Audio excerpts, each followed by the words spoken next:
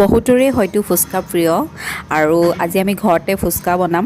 ভণ্টিক মাতিলোঁ, ল'ৰাৰ ফুচকা খাবলৈ ইমানেই উৎপাত, লগতে মাকৰো। সেইবাবে এটা পেকেট ফুচকাৰ সেইটো কিনি আনিলোঁ। বাকী এইবিলাক চব আমি নিজেই বনাম আৰু আলু পিটিকাৰ পৰা আদি কৰি।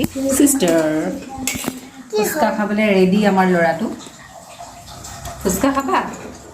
ৰাতিপুৱাৰ পৰা খাবলৈ উৎপাত। থেকেৰা পানী, থেকেৰা আৰু পদিনা। এইটো কি আছিলে? ইয়াত তুলসী পেকেট এটা মিক্স কৰা হৈ গৈছে আৰু ইয়াত আলু, বাদাম, ইয়াত জলকীয়া দেখিছে। আজি পূৰা খাবলৈ মন গৈছে। ইয়াত এক্সট্ৰাকৈ বাদামো আছে। এইটো থেকেৰা কোনফালে? অঁ, সেইফালে দেখুৱাই দিম। অঁ, ইয়াত জ্বলা নিদিয়াকৈ পুপুৰ কাৰণে আলু পিটিকা আৰু বাদাম। তুমি ইয়াত কি কৰিছা? মিক্সি ঢালিছোঁ। এইয়া আমাৰ ফুচকা যোগাৰ। এইয়া চাওক, এইয়া ফুচকা।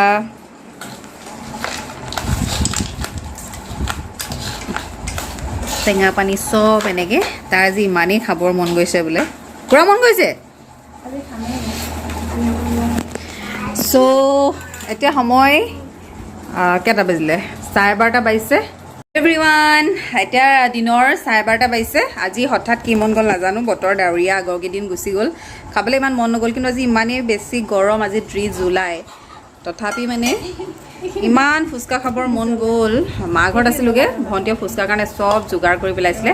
কিন্তু মিষ্টাৰে হঠাৎ আমাক আনিবলৈ গ'ল, সেইকাৰণে আমিতো আহিবই লাগিব, আনিবলৈ গ'ল আৰু তেওঁ এফালে যাব বোলে।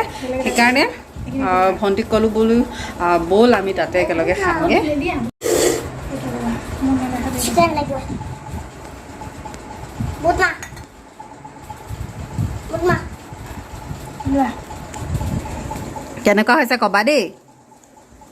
মুখত সোমাইছে নাই?